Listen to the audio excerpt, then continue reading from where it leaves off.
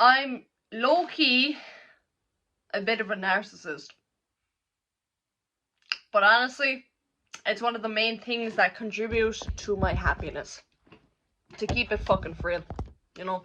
Listen, the biggest compliment that I can consider me being given is my name. You know? And like, it's the type of thing where it's like, I don't necessarily think I'm better than people. I don't necessarily think people are less than me. But like, there's certain situations where you just gotta fucking admit, like, oh yeah, that person's lesser than me. You know, I think it's a very safe statement to say, I'm better than rapists.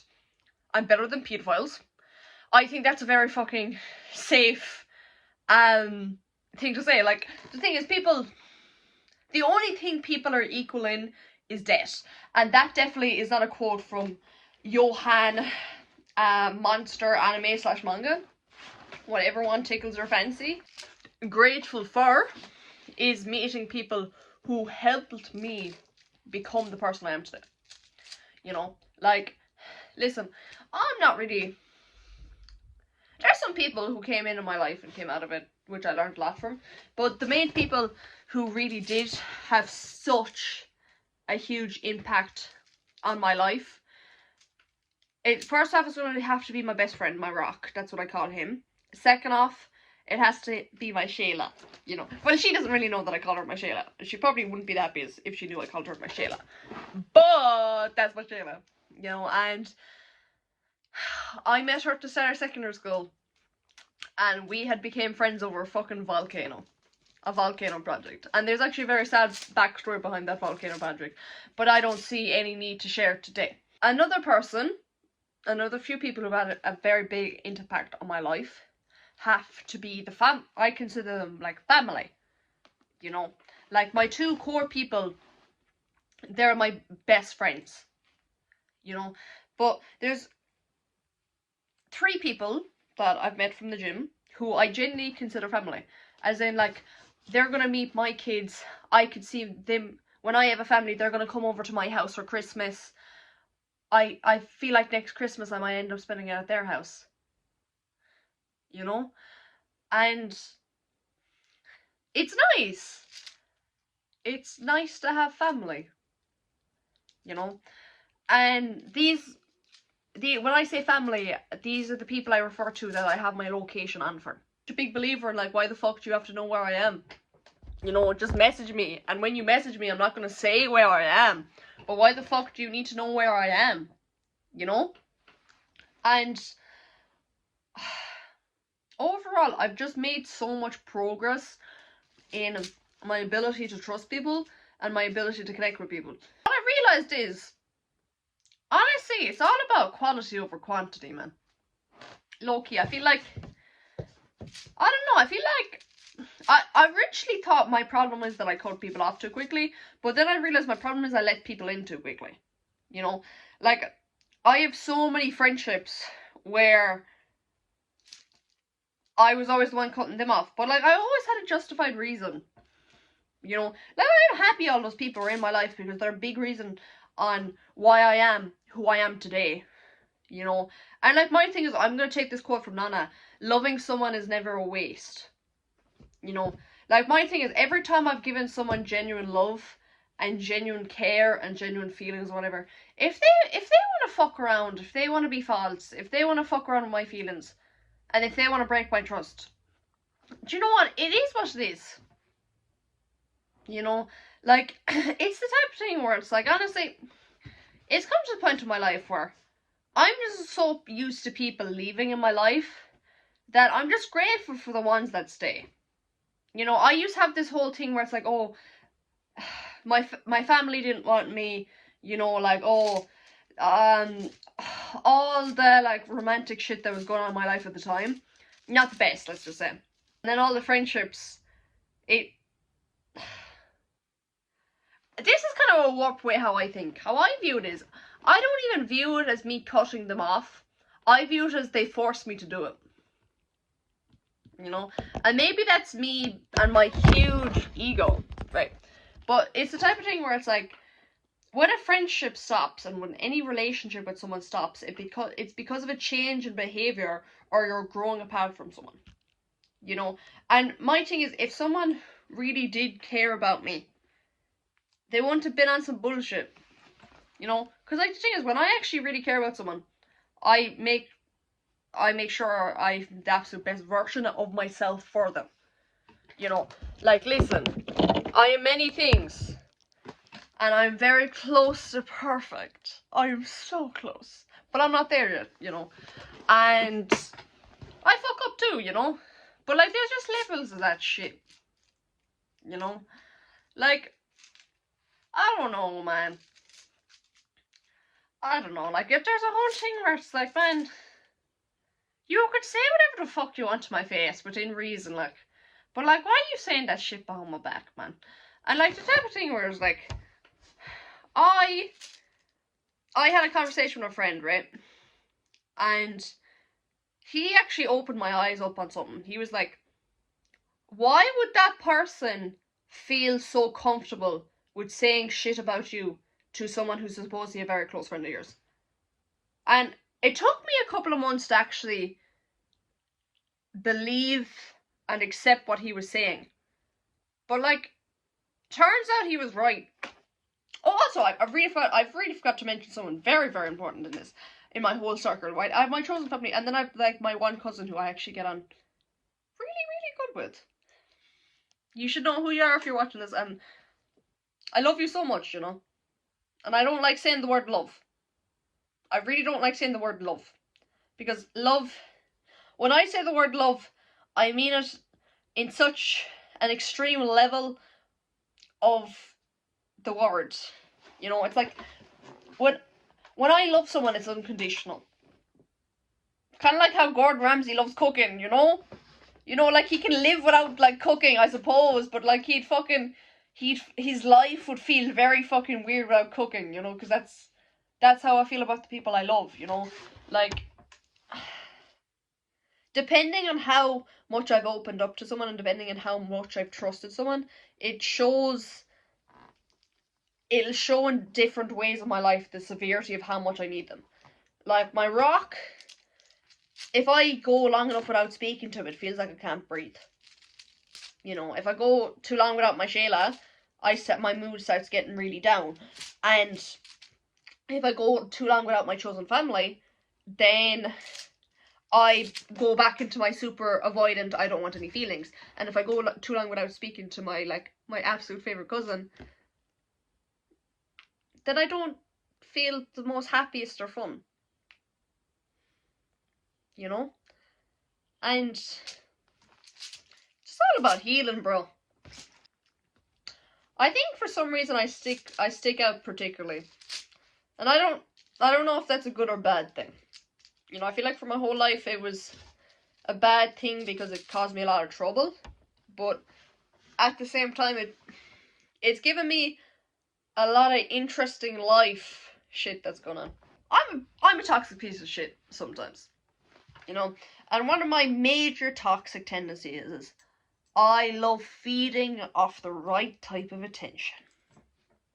Like, I wouldn't call myself an attention whore, right? But I love haunting people. You know? Like, I'm gonna be honest, every single guy that I've had a thing with, and it ended, I was just purposely doing some very petty shit to get in their head just so they wouldn't forget about me. You know? And like, but like, I'm only like that romantically, you know? Like, cause like, my thing is, I let fucking, you know what, even my own biological family, I let you go, no bother, like, you know, I like, oh my god, like, the day I cut off my mother and the day I stopped talking to my father, oh, the day I stopped out really talking to my sisters, like, I wasn't doing any of this, oh, you need to remember, oh, no, please fucking forget about me if you're from my biological family, please fucking forget about me, you know, and, you know, if you're a friend we fall out, just fuck off with your life, I'll continue with mine, but, like, oh, I'm actually trying to change this habit, like, I know me, I was like, oh my god, I'm a toxic piece of shit romantically when it ends. I'm just keeping it for real. I'm so fucking toxic when it ends. But like, during it, I'm completely okay. Like, I'm a very loving person. And like, I might disappear a day or two if I feel emotionally hurt. But like, Oh my god, man. Like, I won't say some of the shit I did because people from my personal life know this, and they know some of my situations, and they kind of put two and two together who it's about.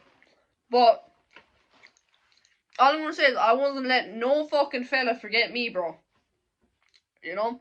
And all I'm saying is working. I went out on Friday, right? I went out to have a drink or two. And then, as soon as I got home, I rang my best friend. And we called each other, right? And he said, do you know what he said to me? He was like, do you know, Nisha? Do you know what? All these guys, they don't expect you to be on this fucking toxic bullshit because of your face. You know, he's like, you know, he's like, you have a pretty face and you're not a bitch. So they never could, you know, it's kind of, he was like basically saying, yeah, it's like a fucking sneak attack what you do to these bastards. But then, like, it's their fault for being a bum. They should have been better for me. Either way, bro, just be a narcissist. But be a fucking, you need to be so narcissistic, right? That you actually believe that shit. Do you know, like, the way fucking clinical narcissists, it's all out of trauma and be like, they're actually insecure. No fucking insecurities, man. I don't have a fucking insecurity at all. I fucking look great. I'm disciplined. I'm fucking lively as fuck, man. Low-key sometimes. I'm a bit deep, and I can have a deep conversation. I'm interesting as fuck. I'm funny. I'm a fucking great person to be around. If I fucking like you. You know? There's not a single thing about my physical appearance I'm insecure about. There is like the odd thing or two that I'd fix about my personality. But like, I'm Nisha fucking Gary, right? You know? Like, man, just be so fucking narcissistic, it makes you happy. Genuinely. When I was on my whole I hate myself. No one loves me. That was some of the most fucking depressing years of my life. And then something happened, and that one night I'd realised my mum's a crazy piece of shit. She doesn't love me, you know, and that was a brutal night, man. You know, I broke down crying, I was on call with people, like, it was a brutal last night, you know. But like, that night changed my life. You know, it's changing the narrative, you know. And like, my thing is, right, if someone doesn't want to be in my life, man, it is what it fucking is, bro. If people want to be on some bullshit, that's a reflection of their bullshit. You know? Like, listen, man, we all make mistakes. I've made mistakes. I fuck people over, and I regret it. You know, and I regret sometimes the way I treat people. You know? And sometimes I look back at my actions, I was like, listen, you went a bit extreme on there. It wasn't necessary. You were probably acting out of a place of trauma or some shit. But it is what it is, dude. You know? Hey, listen, I know for future reference, don't haunt people. Even if you love it. There's just something about the look, you know, it's just something that kind of, like, I don't know how to describe it. Like, I don't want to say get off, because that, like, gets me off, because that sounds so sexual. But I like almost like feed when I can just see someone look at me and they miss me. You know, I'm like, yeah, you fucking miss me and I know you do. You know, and it's that type of thing where it's like, you'll never find anyone like Nisha Gary. You'll never find someone like me. And you fucked up your chance to be in my life. So have fun with all these other people. But they ain't gonna be me. And every time you see dinosaurs, and every time you listen to The Weeknd, and every time you feel lonely, and every time when you're in a bad situation, and I used to be the person you called, and every time you had a bad day at work and you needed to pick me up and stuff like that, you'd go to me. But now I'm not there. See, you should see on my face how fucking happy this makes me. And I don't know what it is. It's definitely some fucking like trauma rooted shit where I don't like the closeness of actually being emotionally intimate with someone.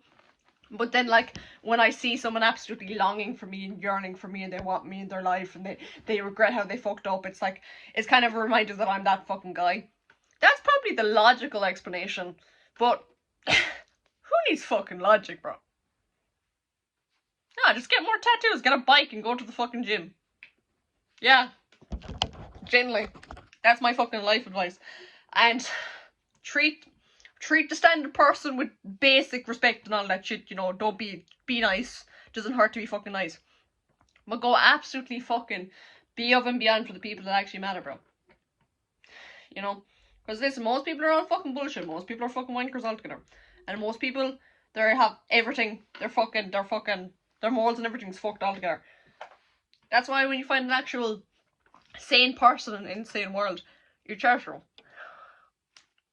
You know? You really cherish them. The people I love have bad qualities, sure. And the people I love, sometimes they do a thing or two that's I don't agree with. But like, if anyone ever asks me, oh, what's your opinion on your Rock? What's your opinion on your Shayla? What's your opinion on your chosen family? What's your opinion on your cousin? I wouldn't have enough there isn't enough compliments in the world to describe them. You know? Like, my thing is, right, what's the point of negatively describing the people you care about to other people?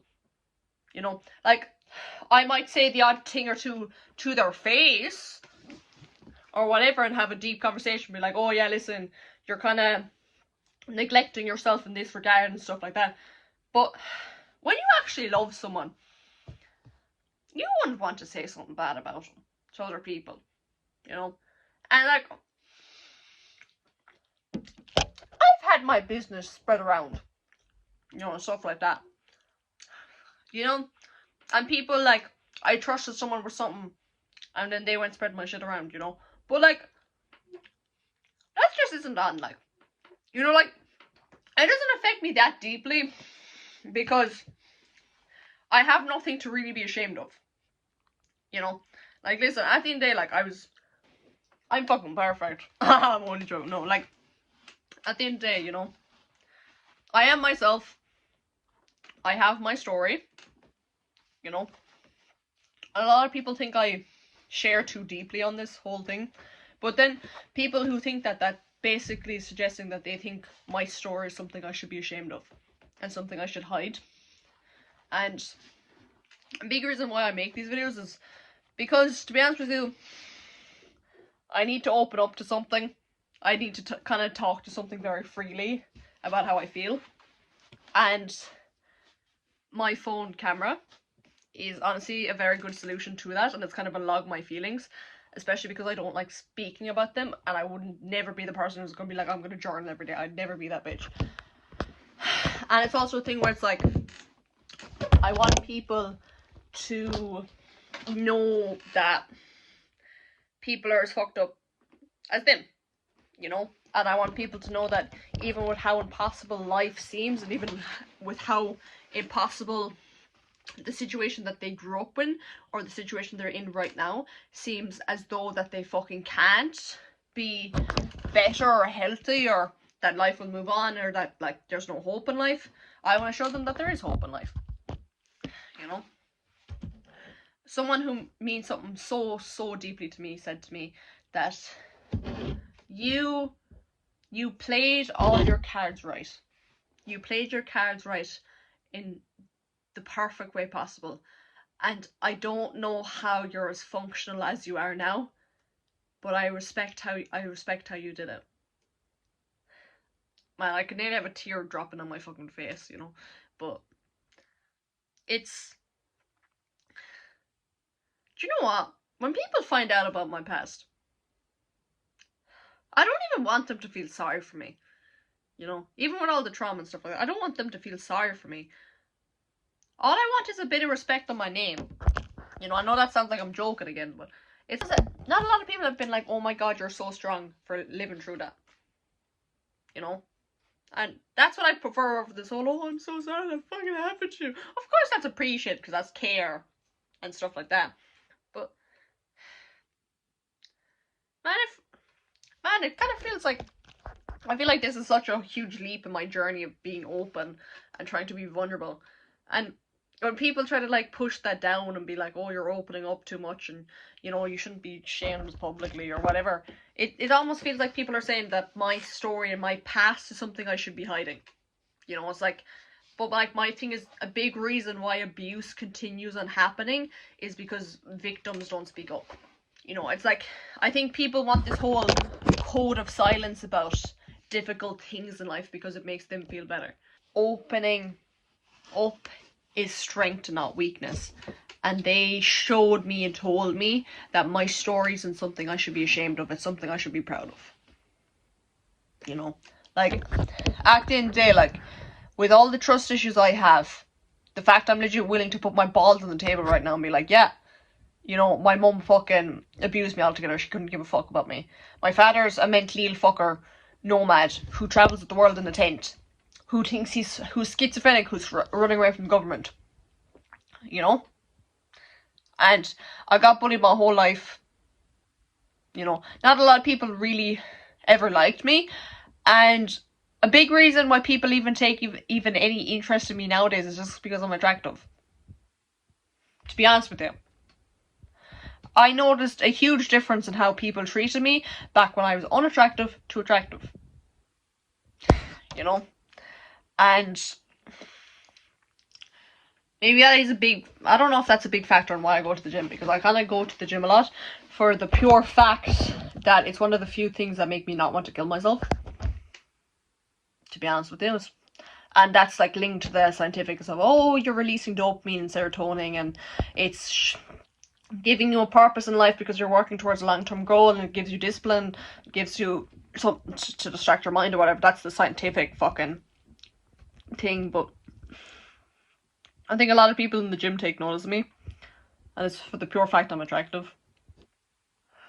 You know, and of course, like, I understand that, like, I'm not saying that, like, I don't take more notice of people who are attractive, but it just, everything about life and most people just seems so shallow. You know, I just kind of wish more people had depth to them. I'm such like an onion, and I'm so complex, and I'm so emotionally unavailable sometimes, that I'll tell something so important about my life that's like such a part of my daily routine or whatever that they just don't know about. And I'll just bring it up randomly in conversation. They'd be like, what? You do this? You know? And I kind of find it funny when it happens sometimes. You know? But either way, I'm going to leave it here. Next time I will actually edit though. I promise. Bye bye. Shayla's. Actually, no, I only have one Shayla in this fucking world, bro. You're not as good as her. Right? But Miss Spaghetti's leaving. Love you. Just be better, bro. And stop being a fucking wanker. And maybe stop wanking. Fucking horny bastards.